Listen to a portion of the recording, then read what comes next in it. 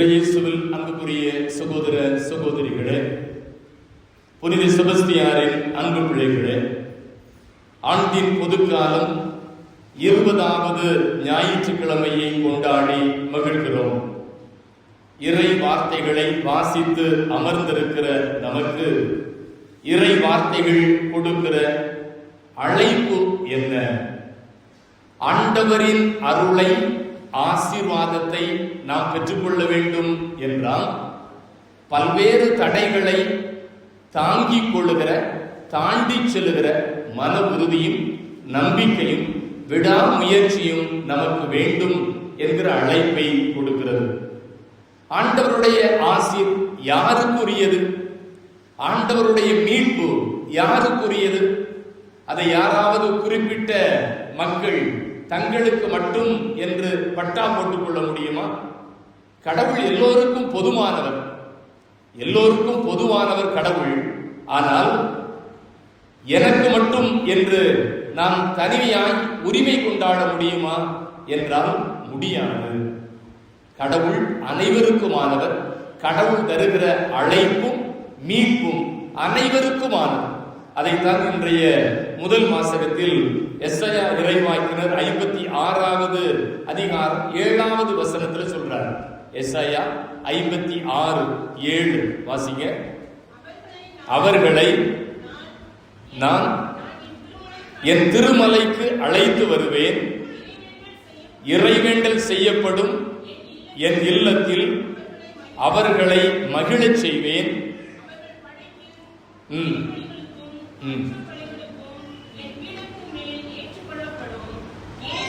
ஏனெனில் என் இல்லம் மக்களினங்கள் அனைவருக்கும் உரிய இறை மன்றாட்டின் வீடு. ஆண்டவர் எஸ்ஐயா இறைவாக்கினர் வழியா சொல்றாரு, என்னுடைய திருமலைக்கு நான் எல்லா மக்களையும் அழைத்து வருவேன். திருமலைனா நீங்க எப்படி புரிஞ்சுக்கணும்னா, இப்ப நீங்க கோயில்னு வச்சுக்கோங்க. இப்ப இந்த ஆலயம், இந்த கோயில் யாருக்குரியது? யாருக்குரியது? எல்லாருக்கும் உரியது. யாருடைய தனிப்பட்டாவும் கிடையாது. ஒருவேளை இது நம்ம ஊர்ல இருக்கலாம், நம்ம வரிக்காரங்க என்ன செய்யலாம், வரலாம். அப்ப அடுத்த ஊருக்காரங்க வரலாமா கோயிலுக்கு?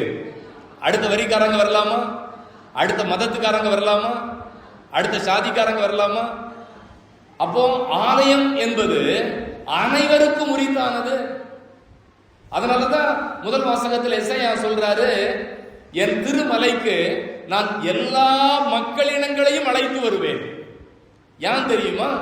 ஏனென்றால் என் திருமலை இறை மன்றாட்டின் வீடு. என்னுடைய திருமலை என்ன வீடு? இறை மன்றாட்டின் வீடு. அது சும்மா வெறும் மலை அல்ல, அது வீடு. எல்லா மக்களும் வாழ்கிற வீடு. எல்லா மக்களும் வந்து அங்கே ஆண்டவரை நோக்கி மன்றாடுகிற ஒரு வீடு. உங்களுக்கு இதே வார்த்தையை புதிய ஏற்பாட்டில் இயேசு கிறிஸ்து மீண்டும் பயன்படுத்துவார். இயேசு கிறிஸ்து புதிய ஏற்பாட்டில் பயங்கரமா கோபப்பட்ட இடம் எங்க இருக்கு? இயேசு எப்ப ரொம்ப கோபப்பட்டாரு? எருசலேம் ஆலயத்துல. ஏன் கோபப்பட்டாரு? வியாபாரிகள் வந்து வியாபாரம் பண்ணிட்டு இருந்தாங்க. வியாபாரிகள் வியாபாரம் பண்ணா இயேசு ஏன் கோபப்படணும்? என்னம்மா, கோயில் கோயில் மாதிரி இல்ல, சந்தக்கடை மாதிரி இருந்துச்சு. முதல் குற்றச்சாட்டு. இரண்டாவது, சரி வியாபாரம் பண்ண சந்தக்கடை மாதிரி தானே இருக்கும், அதை அப்படி விட்டுருக்க வேண்டியதானே, ஏன் அவ்வளவு கோபம் இயேசுக்கு வரணும்? எல்லா வியாபாரிகளும் கடைகள் எங்க போட்டிருந்தாங்க? அன்புக்குரியவர்களே, எருசலேம் ஆலயத்தினுடைய அமைப்பு நமக்கு தெரியணும். இப்ப நம்ம கோயில வச்சே நான் சொல்றேன், இது பலிபீடம். நற்கருணை பேழை இருக்கிறது, அங்கதான் உடன்படிக்கை பேழை இருக்கிறது. பலிபீடம். இந்த உடன்படிக்கை பேழைக்குள்ள யார் போக முடியும்? தலைமை குரு மட்டும்தான் என்ன செய்ய முடியும்? போக முடியும். மற்றவங்க போக முடியாது. இந்த பலிபீடம், இங்க குருக்கள் மட்டும்தான் இருக்க முடியும். இந்த பலிபீடத்திற்கு முன்பாக குருக்கள் தான் என்ன செய்வார்கள்? அமர்ந்திருப்பார்கள். பிறகு தலைமை குருக்கள் இருப்பதை போல, குருக்கள் இருப்பதை போல அங்கே பரிசேயர்கள், சதுசேயர்கள், மறைநூல் அறிஞர்கள், யூதர்கள் என்று ஆண்கள் எல்லோரும் இருப்பார்கள். கோயிலுக்கு முன்னாடி யார் இருப்பா? ஆண்கள். அதுக்கு எல்லாம் பின்னாடி யார் இருப்பா? பெண்கள். அதையும் தாண்டி கோயிலுக்கு வெளியில யார் இருப்பா? இந்த சமூகத்திலிருந்து ஒதுக்கப்பட்டவர்கள், யூதர் அல்லாதவர்கள். ரொம்ப எளிமையா புரியணும்னா, நம்ம பகுதிகளில் எப்படி சாதிகள் இருக்கிறதோ அதே போல இயேசு வாழ்ந்த காலத்துல இனங்கள் இருந்தது. இயேசு ஒரு யூதர் தான். அதனால எல்லாரும் நினைச்சாங்க யூத இனத்தில் பிறந்த இயேசு யூதர்களுக்கு மட்டும்தான், இஸ்ரேல் மக்களைத்தான் ஆண்டவர் தேர்ந்தெடுத்தார். chosen people, நாங்க தான் கடவுளால் தேர்ந்தெடுக்கப்பட்ட இனம், மற்றவங்க எல்லாம் தேர்ந்தெடுக்கப்படாதவர்கள். எனவே புறவினத்து மக்கள் என்ன செய்யக்கூடாது, கோயிலுக்குள்ள வரக்கூடாது. வேற சாதிக்காரன் கோயிலுக்குள்ள என்ன செய்யக்கூடாது, வரக்கூடாது. அப்ப புறவினத்து மக்கள்லாம் கடவுளை எப்படி வழிபட முடியும்? ஆலயத்திற்கு வெளியே நின்று என்ன செய்ய முடியும், கும்பிட முடியும். இன்னும் பல இடங்கள்ல எல்லா ஆலயங்களுக்குள்ளேயும் எல்லா சமுதாய மக்களும் என்ன செய்ய முடியல, போக முடியல. சமுதாய மக்கள் ஆலயத்திற்கு வெளியே இருக்கிற இடங்களும் இருக்கிறது. இப்ப கடை எங்க போட்டிருக்கிறாங்க, இப்படி புறவினத்து மக்கள் எல்லாம் நட்டமா நின்னாவது கடவுளை கும்பிட்டுட்டு போயிடலாம் அப்படின்னு வந்து நிப்பாங்க பாருங்க. அந்த இடத்துல என்ன போட்டிருக்கு, கடை போட்டிருக்கு. உங்களுக்கு ஞாபகம் இருக்குதா, 2 பேர் கோயிலுக்கு ஜெபம் பண்ண போவான். ஒருத்தன் பரிசேயன், ஒருத்தன் வரி தண்டுபவன். பரிசேயன் விறுவிறுன்னு கோயிலுக்கு முன்னாடி பீடத்துக்கு முன்னாடி கையை விரிச்சு ஜெபம் பண்ணிடுவான். ஆனா அந்த வரி தண்டுபவன் எங்க நிற்பான், கோயிலுக்கு வெளியில நிற்பான். அதை போல புறவினத்து மக்கள், சமாரியர்கள், யூதர் அல்லாத மக்கள் இருக்கிற இடம் தான் எந்த இடம், கோயிலுக்கு வெளியில. இப்ப கடை எங்க போட்டிருக்கு, அங்கதான் கடை போட்டிருக்கு. இப்ப அந்த இடத்துல கூட சமாரிகள் நின்று ஜெபிப்பதற்கு வழி இல்லாமல் போயிட்டு, அட பாவிகளா, கோயிலுக்கு உள்ளேயும் இப்படி நீங்கள் உயர்ந்தவன் தாழ்ந்தவன் என்கிற கட்டமைப்பை உருவாக்கி வைத்திருக்கிறீர்கள். ஆலயத்திற்கு வெளியே நின்று ஜெபிக்கிற மக்களையும் ஜெபிக்க முடியாத அளவிற்கு நீங்கள் தடை செய்கிறீர்கள். உங்களுக்கு முக்கியம் எது, வழிபாடு அல்ல, வியாபாரம் தான் முக்கியம் என்று சொல்லி விவிலியத்தில் இயேசு அதிகம் கோபப்பட்ட இடம் இந்த இடம் தான் அந்த எருசலேம் ஆலயத்துல தான். கயிறு எடுக்காரு, சாட்டை மாதிரி பின்றாரு, அடிச்சு உடைச்சு மிதிச்சு மேசையெல்லாம் கீழே தள்ளி போட்டு திட்டி அனுப்பிடுறார். என்னடா நினைச்சுட்டு இருக்கீங்க, இது என்ன கள்ளர் கோகையா, இது என் தந்தையின் இறை இல்லம், இந்த இறை இல்லம் ஜெபிக்கின்ற இடம். இப்போ எஸ்ஐயால வாசம் பாருங்க, இதே பகுதியை இயேசு கிறிஸ்து எருசலேம் ஆலயத்தில் மீண்டும் சொல்லுகிறார், என் தந்தையின் இல்லம் இறை வேண்டலின் வீடு. இதை கள்வர் குகையாக, சந்தை கூட்டமாக, வியாபார கூட்டமாக என்ன செய்யக்கூடாது, மாற்றக்கூடாது என்று அடித்து விரட்டுகிறார். எனவே முதல் வாசகம் சொல்லுகிற செய்தி, ஆண்டவரின் திருமலைக்கு, ஆண்டவருடைய வழிபாட்டு தலத்திற்கு எல்லா மக்களும் வருவார்கள் என்பதுதான். அதனாலதான் 2வது வாசகத்துல பவுல் சொல்றாரு, ஒருவேளை இந்த புறவினத்து மக்களுக்கெல்லாம் ஆண்டவருடைய மீட்பு இல்லை என்கிற நிலை இருந்தது. ஆனால் பவுல் தான் புறவினத்தாரின் அப்போஸ்தலராக, புறவினத்து மக்களுக்கு மீட்பை எடுத்து சொல்லுகிற ஒளியாக உயிர்த்த இயேசுவால் அழைக்கப்பட்டவர். இத மனசுல வச்சுக்கிட்டு இன்னைக்கு நற்செய்தி வாசகத்துக்கு வாங்க. நற்செய்தி வாசகத்துல நமக்கு தெரிஞ்ச மாதிரி இயேசு ஒரு ஊருக்கு வாரார். இயேசு நடந்து செல்கிற பொழுது ஒரு பெண், இந்த பெண் எந்த இனத்து பெண், அவள் கனானைய பெண். அப்படின்னா என்ன அர்த்தம், அவள் யூதர் அல்ல, யூத பெண் அல்ல, கனானைய பெண். அப்படின்னா இது வேற சாதி, அது வேற சாதின்னு வச்சுக்கோங்க. யூதர்கள் நாங்க தான் ரொம்ப உயர்ந்த சாதி நினைச்சான், அவங்க எல்லாம் தாழ்த்தப்பட்ட சாதி அப்படின்னு நினைச்சான். அந்த கனானைய பெண் பின்னாடி இருந்து என்ன செஞ்சுக்கிட்டு வர்றா, என்ன செஞ்சுக்கிட்டு வர்றா, பைபிள் என்ன சொல்லுது, கனானைய பெண் இயேசுவுக்கு பின்னால் எப்படி வந்தாள், என்ன வார்த்தமா இருக்கு, கதறிக்கொண்டு வந்தாள். எப்படி வந்தா, கதறிக்கொண்டு வந்தாள். நீங்க சொன்ன வார்த்தை இருக்கு, ஆனா அதுக்கு அடுத்து வருது, அது ரொம்ப முக்கியம்.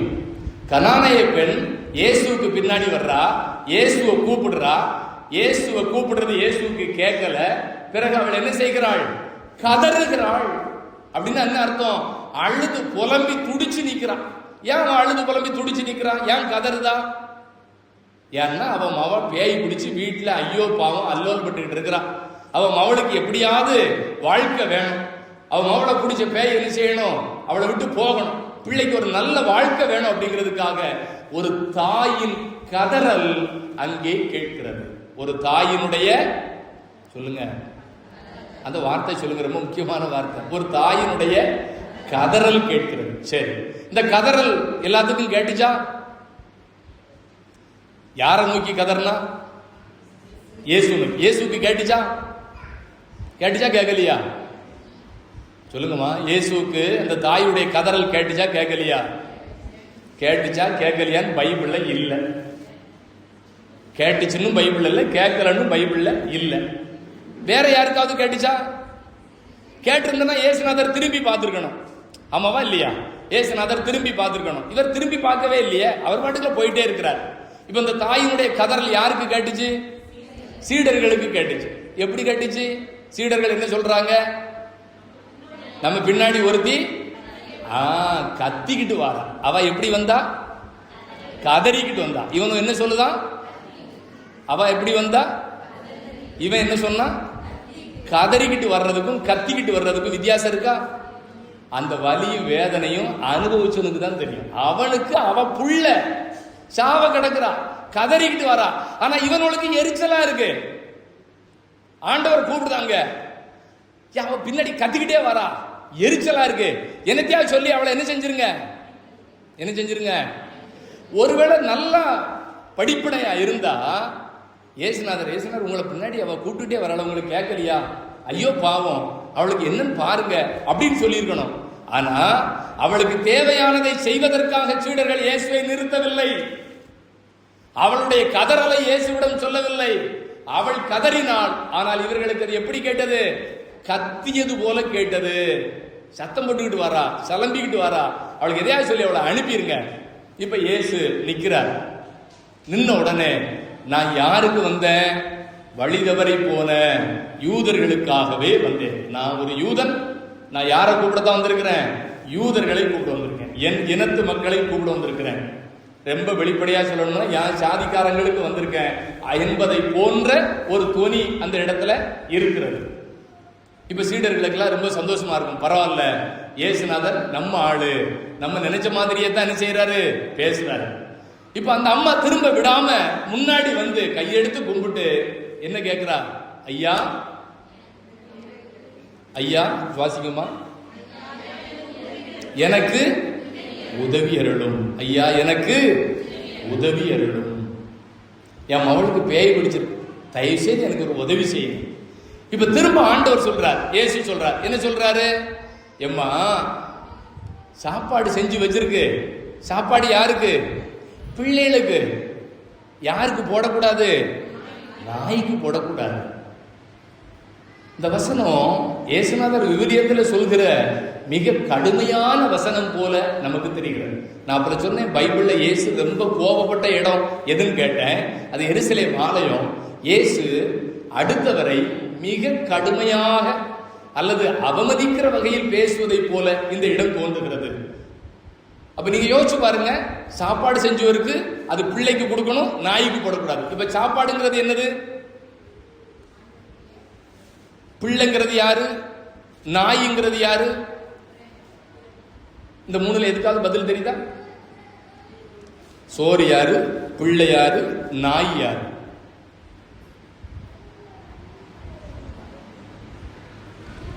சாப்பாடுங்கிறது தான் மீட்பு, சாப்பாடுங்கிறது தான் ஆசீர்வாதம், சாப்பாடுங்கிறது தான் கடவுள் உங்களுக்கு கொண்டு வரக்கூடிய அருள். புரியுதா? சாப்பாடு செஞ்சு வச்சு அது பிள்ளைகளுக்கு செஞ்சு வச்சிருக்கு. அப்ப பிள்ளைகள் யாரு? இந்த அருளும் இந்த ஆசீர்வாதமும் மீட்பும் யாருக்கு? யூதர்களுக்கு. இந்த அருளும் மீட்பும் ஆசீர்வாதமும் யாருக்கு? யூதர்களுக்கு. இதை யாருக்கு போடக்கூடாது? நாய்க்கு போடக்கூடாது. நாய் யாரு? அதை யாரும் கரெக்டா சொல்லிருங்க. அந்த கனானிய பெண், யூதர் அல்லாதவர்கள், புறவினத்து பெண்கள், சமாரியர்கள். அப்ப யூதர்கள் தான் பிள்ளைகள். யாருடைய பிள்ளைகள்? கடவுளுடைய பிள்ளைகள். அப்ப சமாரியர்கள், கனானியர்கள், யூதர் அல்லாத புறவினத்து மக்கள்லாம் யாரு? நாய்கள். அப்படின்னு யாரு சொன்னா? சொல்லுங்கம்மா. இப்படி போய் சொல்லிவிட்டாரா சாமி அப்படின்னு வருத்தப்படுறதுக்கு இல்ல, பைபிள்ல இருக்கு. பல நேரங்களில் இந்த இறை வார்த்தையை வாசிக்கிற பொழுது நாமும் தவறாக புரிந்து கொள்ளக்கூடும். நானும் சரியாக புரிந்து கொள்வதற்கு முயற்சி செய்கிறேன். ஆனா அந்த வார்த்தையை வாட்டோன்னே பாருங்க, நாயின்னு சொல்லிட்டாரு. நல்லா யோசிச்சு பாரு. நீ இப்படி வந்து நிக்கிற, ஒன்ன ஏசுநாதரெல்லாம் விடு, பங்குச்சாமியார் நான் நிக்கேன், என் பின்னாடி இதே மாதிரி நீ கதறிக்கிட்டு வார. எப்படி வார? கதறிக்கிட்டு வார. நான் திரும்பி பார்க்காம போனா என்ன செய்வேன்? கெட்ட வார்த்தை போட்டு திட்டுவியோ? என்ன செய்வ? நீ கதறிட்டு வர, நான் திரும்பி பார்க்காம போறேன், என்ன செய்வ? அதை பப்ளிக்கா சொல்ல முடியாது அப்படியா? சரி, திரும்பி முன்னாடி வந்துட்டேன், வந்து நின்று இதை மாதிரி கேட்க, சாமி எங்க வீட்டுக்கு ஜோம் பண்ண வாங்க அப்படின்னு நீ கூப்பிடுத. அப்ப நான் உன்னை பார்த்து நாயின்னு சொல்லிட்டேன். ஊரை விட்டு போக முடியுமா? நான் கருத்தப்பட இருக்கு என்ன விடுவில தாயி? உன்னை நாயின்னு சொல்லிட்டேன்னா விடுவியா என்ன? சொல்லுங்க, உண்மையை சொல்லு. விட மாட்டோம். எப்படி சாமி நீங்க சொல்லலாம் அப்படின்னு கேட்பியா? கேட்க மாட்டியா? ஆனா தேவை யாருக்கு இருக்கு? உனக்கு தான் இருக்கு. உன் வீட்டை தான் வந்திருக்கணும், உன் பிள்ளைக்கு தான் சுகம் வேணும். நான் வந்து வந்திருச்சா சுகமாகும்னு நீ என்ன செய்யற? நினைக்கிற. ஆனாலும் நான் வந்து அவமானமான வார்த்தையை போல நாயின்னு என்ன செஞ்சுட்டேன்? சொல்லிட்டேன். அப்போ இப்ப நான் சாமியாருங்கிறது உன் மனசுல வராது, உன் வீட்டுல பிள்ளை உயிருக்கு போராடிக்கிட்டு இருக்கா அப்படிங்கிறது உன் மனசுல வராது. எதுதான் மனசுல பெருசா வந்து நிக்கும்? நான் சொன்ன நாயிங்க வார்த்தை தான் பெருசா வந்து நிக்கும். நிக்குமா? நிக்காதா? நிக்கும். இப்போ இந்த கனானைய பெண்ணுக்கு இனி சொல்ற மாதிரி இதெல்லாம் பெருசா வந்து நின்று இருந்துச்சுன்னா அவ என்ன செஞ்சிருக்கணும்?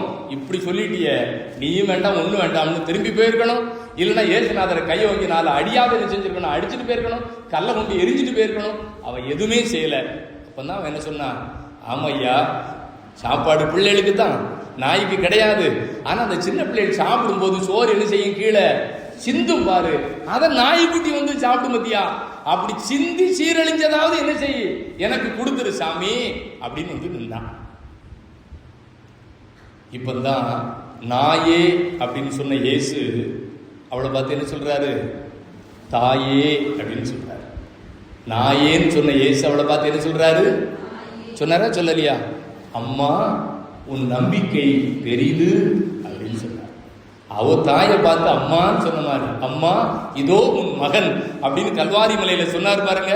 அதே மாதிரி இந்த கனானைய பெண்ணை பார்த்து சொல்லுகிறார், அம்மா உன் நம்பிக்கை பெரிது. அப்ப நீங்க கேள்வி கேட்கலாம், சாமி இயேசுநாதர் இப்படி சொன்னது சரியா தப்பா அப்படின்னா, இயேசுநாதர் சொல்றதற்கான காரணம் யூதர்கள் அன்று புறவனத்து மக்களை எப்படி நினைத்தார்கள், அதுதான் முக்கியம். ஒவ்வொரு யூதனும் காலையில கோயில போய் ஆண்டவருக்கு நன்றி செலுத்துறான். எதற்காக நன்றி செலுத்துறான்? ஒவ்வொரு யூதனும் கோயில போய் நின்று கடவுள்கிட்ட கேட்கிறது என்ன?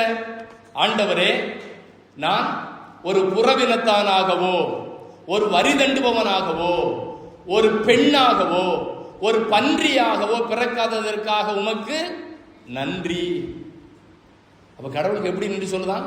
நான் ஒரு புறவினத்தானா நான் பிறக்கல, நான் யூதனா பிறந்திருக்கிறேன். நான் ஒரு பெண்ணா பிறக்கல, நான் ஒரு ஆணா பிறந்திருக்கிறேன். நான் ஒரு வரி தண்டுபவனா பிறக்கல, நான் ஒரு பன்னியா கூட பிறக்கல என்று வரி தண்டுபவர்களை, புறவினத்து மக்களை எது கூட ஈக்குவலா வச்சு பார்க்கிறான்? பன்னி கூட ஈக்குவலா வச்சு பார்க்கிறான். இதுதான் யூத மனநிலை. இயேசுநாதர் இது சரியா தவறா அப்படின்னு சொல்றாரு. அப்ப அந்த சீடர்கள் எல்லாம் சுத்தி நிற்கும் போது அவங்க ஆச்சரியப்பட்டிருப்பாங்க. நாயின் சொன்ன பிறகு கூட இந்த தாய் தன்னுடைய பிள்ளைக்காக வந்து கதறிக்கொண்டே இருக்கிறாள். உங்களுக்கு இது ரொம்ப எளிதா புரிகிறதுக்கு ஒருத்தருடைய வாழ்க்கையில நடந்த நிகழ்வு சொல்றேன். அன்னை தெரசாவினுடைய வாழ்க்கை உங்களுக்கு பலருக்கு தெரிந்திருக்கும். நான் சொல்ற நிகழ்வு உங்களுக்கு தெரிஞ்சிருக்கும். அன்னை தெரசா கல்கத்தா தெருக்கள்ல தான் வைத்திருந்த கருணை இல்ல குழந்தைகளுக்கு சாப்பாடு இல்ல, அரிசி இல்ல, சோறு பொங்குறதுக்கு அப்படின்னு பிள்ளைங்க பட்னியா கிடக்கிற பொழுது அங்க இருக்கிற கல்கத்தா நகர்ல இருக்கக்கூடிய கடைகள்ல போய் என்ன செஞ்சாங்க? தர்மம் கேட்டாங்க. எங்க பிள்ளைங்க பட்னியா இருக்காங்க, நீங்க ஏதாவது தர்மம் கொடுங்க அப்படின்னு. அப்போ ஒரு பிற சமயத்தை சார்ந்தவர் அன்னை தெரசா போய் அவங்க கடைக்கு முன்னாடி 2 கையையும் ஏந்தி, ஐயா என் பிள்ளைங்களுக்கு ஏதாவது தர்மம் கொடுங்க அப்படின்னு கேட்ட உடனே அவர் என்ன செஞ்சாரு? காரி துப்பிட்டார். எம்மா தர்மம் கொடுங்க அப்படின்னு கேட்ட உடனே என்ன செஞ்சிட்டார் அந்த மனுஷன்? காரி துப்பிட்டான். இந்த தாய் கேட்ட உடனே நாயின்னு சொன்னார் பாருங்க. அதே மாதிரி அன்னை தெரசா கையேந்தி நிற்கிற பொழுது அவன் காரி துப்பிட்டான். இங்க சொன்ன மாதிரி தான். ஒருவேளை நீங்க அத மாதிரி இடத்துல இருந்து உங்களை அப்படி செஞ்சிருந்தா, என்ன அப்படி செஞ்சிருந்தா என் நிலைமை எப்படி இருக்கும்? நான் எவ்வளவு அவமானப்படுவேன், எவ்வளவு கோவப்படுவேன். திரும்ப அவன் மூஞ்சில முழிப்பனா? அன்னை தெரசா அவங்க வயிற்றுக்காக சாப்பாட்டுக்கு கேட்கல, கஷ்டப்பட்ட பிள்ளைங்களுக்காக கேட்டாங்க. முதியோர் இல்லத்தில் இருக்கக்கூடிய வயதான பெற்றோர்களுக்காக கேட்டாங்க. உடல் முழுவதும் சலமாய் தொங்குகிற தொழுநோய் பிடித்த பிள்ளைகளுக்காக கேட்டாங்க. ஆனா காரி துப்பிட்டான். அன்னை தெரசா என்ன செஞ்சாங்க? நீங்க காரி துப்புனதை நான் எனக்கு வச்சுக்கிடுறேன், ஆனா என் பிள்ளைங்களுக்கு வேற என்ன செய்யுங்க, கொடுங்க. நீங்க கொடுத்த அவமானத்தை நான் வச்சுக்கிடுறேன், ஆனா பட்னியா கிடக்கக்கூடிய பிள்ளைங்களுக்கு ஏதாவது கொடுங்க. உங்களை ஒரு கன்னத்தில் அறைந்தால் அவர்களுக்கு மறு கன்னத்தையும் காட்டுங்கள். இதுதான். அப்ப அந்த மனுஷன் மனது மாறிட்டான். நான் இவ்வளவு அவமானப்படுத்தினவரை நீங்க கேட்டீங்களா அப்படின்ட்டு ஒரு மாதத்திற்கு தேவையான உணவுப் பொருட்களை கடையில இருந்து கொண்டு போய் என்ன செஞ்சுட்டான், இறக்கி வச்சுட்டான். இந்த கனானிய பெண்ணை பார்க்கிற பொழுதெல்லாம் அன்னை தெரசாவை நம்முடைய கண்முன் நாம் கொண்டு வருகிறோம். அதனால்தான் பூமியின் தேவதை, நடமாடும் புனிதை, வாழும் புனிதை என்று அன்னை தெரசாவை இந்த உலகம் கொண்டாடியது. அப்ப இந்த பெண்ணை பாருங்கள், நாயே என்று சொன்ன இயேசுவை தாயே என்று அழைக்க வைத்தாள். இந்த உலகத்தில் விடாக்குடியான ஜெபம் இருக்கிறது அல்லவா, அது இப்படித்தான் இருக்கு. இந்த உலகத்துல யார் ரொம்ப பவர்ஃபுல்? கடவுள் தானே. கடவுள் தான் இந்த உலகத்துல பெரிய பவர்ஃபுல். கடவுள் தான் இந்த உலகத்தை ஆட்சி செய்கிறார். உலகத்தை ஆட்சி செய்கிறது யாரு? கடவுள். புனித ஜான் மரிய வியானி பங்கு குருக்களுடைய பாதுகாவலர் சொல்றாரு, கடவுள் இந்த உலகை ஆள்கிறார், ஆனால் கடவுளை ஒருவர் ஆள்கிறார், அவரை எனக்கு தெரியும் அப்படின்னு சொன்னார். இந்த உலகத்துல யார் ஆள்கிறார்? கடவுள் ஆளுகிறார், ஆனால் கடவுளை ஆளுகிற ஒருவரை எனக்கு தெரியும். யார் அது? ஜெபிக்கக்கூடிய மனிதர் கடவுளை ஆட்சி செய்கிறார். கடவுள் இந்த உலகை ஆட்சி செய்கிறார், ஆனால் ஜெபிக்கக்கூடிய மனிதர் கடவுளை ஆட்சி செய்கிறார். அது எப்படி சாமி? கடவுள் முடியாது என்று சொன்னதை ஜெபிக்கக்கூடிய மனிதர் முடியும் என்று சொல்ல வைக்கிறார். நாயே என்று சொன்ன அதே இயேசு தாயே என்று சொல்வதற்கு காரணம் என்ன? தாவீதின் மகனே எனக்கு இரங்கும், என் பிள்ளைக்கு சுகம் தாரும், அவமானங்கள் வந்தாலும் பரவாயில்லை, உம் ஆசீர்வாதம் எனக்கு வேண்டும். அதனாலதான் இயேசு உடனே சொன்னார், எம்மா நீ என்ன நம்புனியோ அது உனக்கு நடக்கட்டும். அப்ப என்ன நம்பி வந்தா என்ன நடந்துச்சு? மகளுக்கு பிடிச்ச பேய் அந்த செகண்டே போச்சு. இயேசுநாதர் வீட்டுக்கு போக தேவையில்ல, கையை வச்சு ஜெபிக்க தேவையில்ல, சிலுவை போட தேவையில்ல, தீர்த்த எடுத்து தெளிக்க தேவையில்ல, ஒரே வார்த்தை, நீ என்ன நம்புனியோ அது நடக்கட்டும். நடந்துச்சு. என்ன நடந்துச்சு? பேய் ஓடிச்சு. அப்ப அந்த பெண்ணுக்கு நம்பிக்கை என்ன? இயேசு சொன்னால் பேய் ஓடும், அதுதான் நம்பிக்கை. இப்ப இன்னைக்கு கோயிலுக்கு நம்ம எல்லாம் வந்திருக்கிறோமே, கோயிலுக்கு வருகிற பொழுதே நம்ம குடும்பத்திற்கான பல தேவைகள் இருக்கிறது, பல விண்ணப்பங்கள் மன்றாட்டுகள் இருக்கிறது. இதெல்லாம் எனக்கு வேணும் சாமி அப்படின்னு சொல்லித்தான் என்ன செஞ்சிருக்கோம், கோயிலுக்கு வந்திருக்கிறோம். இப்போ ஆண்டவர் உங்களை பார்த்து சொல்றார், நான் உங்களை பார்த்து சொல்றேன், எம்மா இன்னைக்கு ஞாயிற்றுக்கிழமை பூசைக்கு நீ எந்த மனசோட வந்தியோ அந்த மனசு உனக்கு நடக்கட்டும் சொல்றேன்னு வை.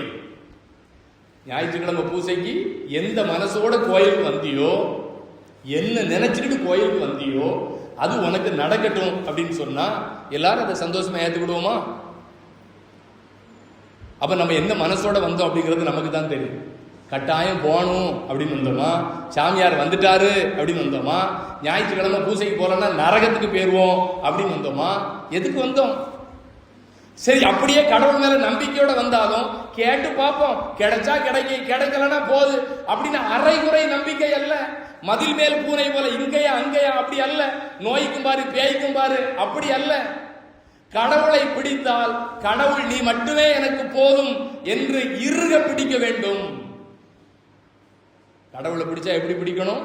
இறுக. யாக்கோபு பிடிச்சார் பாருங்க, என்னை ஆசீர்வதித்தால் ஒழிய உங்களை நான் என்ன செய்ய மாட்டேன், விட மாட்டேன். அத மாதிரி இந்த பெண் என் பிள்ளைக்கு ஆசீர்வாதம் கொடுக்காம உங்களை நான் விட மாட்டேன். அந்த இறுக பிடித்த பிடிதான் அவளுக்கு ஆசீர்வாதத்தை கொண்டு வந்தது. அப்ப ஜெபமே ஜெயம் அப்படின்னு ஏன் சொல்றோம்? உன்னுடைய ஜெபம் ஜெயத்தை கொண்டு வர வேண்டும். நினிவே நகர்ல ரொம்ப அட்டுழியம் பண்ணாங்க அப்படின்ட்டு யோனா இறைவாக்கினர் அனுப்பி 40 நாள் இந்த ஊர் நாசமா போயிடும்னு சொல்ல சொன்னார். கடவுள் சொன்னாரா இல்லையா? 40 நாள் இந்த ஊரு எரிஞ்சு சாம்பலா போகும் சொல்ல சொன்னார். ஆனா அந்த ஊர்ல இருந்த அரசன் தொடங்கி ஆடு மாடு வரை எல்லாம் சாக்குடை உடுத்தி சாம்பல் பூசி உண்ணான் நோன்பு இருந்து அழுது புலம்பி மனமாறி ஜெபிக்க தொடங்கினார்கள். அவங்க பண்ணதெல்லாம் ஆண்டவர் பார்த்தார். பார்த்தவுடன் கடவுள் தன் மனதை மாற்றிக்கொண்டார். மாற்றம் ஒன்றுதான் மாறாதது இந்த உலகத்தில், கடவுள் மட்டும்தான் மாறாதவர். God is unchanged. கடவுள் மட்டும்தான் உலகத்துல மாறாதவர். ஆனால் கடவுளும் தன் மனதை மாற்றிக்கொண்டார். அதைத்தான் ஜான் மரிய வியானி சொல்றாரு, முடியாது என்று சொன்னதை ஜெபிக்க தெரிந்த மனிதன் முடியும் என்று சொல்ல வைக்கிறான். அழிப்பேன் என்று சொன்ன நினிவே நகரை ஆண்டவர் காத்து நின்றார். காரணம் என்ன? ஜெபம், இடைவிடாத ஜெபம், நம்பிக்கையோடு கூடிய ஜெபம். அதுதான் ஆசீர்வாதத்தை கொண்டு வந்தது. என் அன்புக்குரிய பிள்ளைகளே, ஆண்டவருடைய அருளும் ஆற்றலும் ஆசீர்வாதமும் மீட்பும் விண்ணிலிருந்து பொழிகிற மழையை போல எல்லா மக்களுக்கும் பொதுவானது. ஆண்டவர் கடவுள் வானத்திலிருந்து மழை பெய்கிற பொழுது உனக்கு மழை உனக்கு வெயில் அப்படின்னு கொடுக்கிறது இல்ல, எல்லா மக்களுக்கும் மழையை கொடுக்கிறார். ஆண்டவரின் மீட்பும் ஆசீர்வாதமும் எல்லா மக்களுக்கும் உரித்தானது. யாருக்கும் தனியாய் பட்டா போட்டு கொடுக்கவில்லை. உயர்ந்தவர் தாழ்ந்தவன் என்கிற பாகுபாடு வேறுபாடு இல்லை. ஆண்டவர் அனைவருக்கும் பொதுவானவர், அனைவரையும் ஆசீர்வதிக்கக்கூடியவர், அனைவரையும் மீட்கக்கூடியவர். அந்த மீட்பை, அந்த ஆசீர்வாதத்தை நாம் பெற்றுக்கொள்வதற்கு இந்த கனானைய பெண்ணை போல அசைக்க முடியாத நம்பிக்கையோடும் விடாமுயற்சியோடும் தொடர்ந்து பயணிப்போம். ஆண்டவர் நம்மை ஆசீர்வதிப்பார். ஆமென்.